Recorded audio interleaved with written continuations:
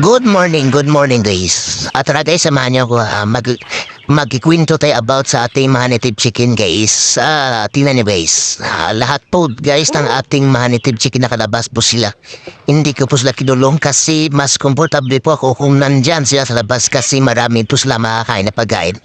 Tingnan niyo guys, mas mabilis din silang dumami kapag nakalabas sila guys. Tingnan nyo guys, yan po ang aming bakante. Kung wala naman tayong bakante guys, pwede nyo naman ikulong.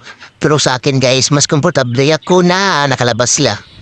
Safe naman dito sa amin at wala naman magnanakaw naman na dito sa amin baka naman. Sa pag-aalaga ng manok guys, kailangan lang talaga ng tiyaga at sipag. Maghintay ka lang ng 4 to 6 months.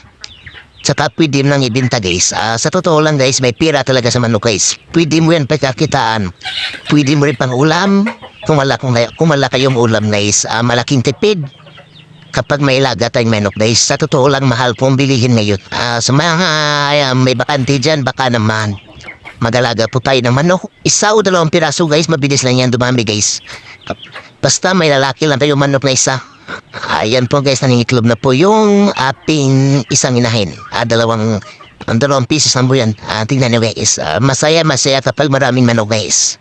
Makatipid ka sa ulam at makakalibre ka sa ulam. At pwede mo rin silang pagkakitaan, extra income guys.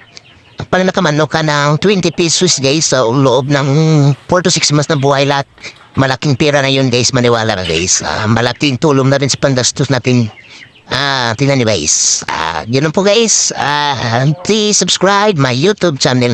Salamat nga pala sa 588 na subscribers na nag-subscribe ng ating channel. Maraming salamat po.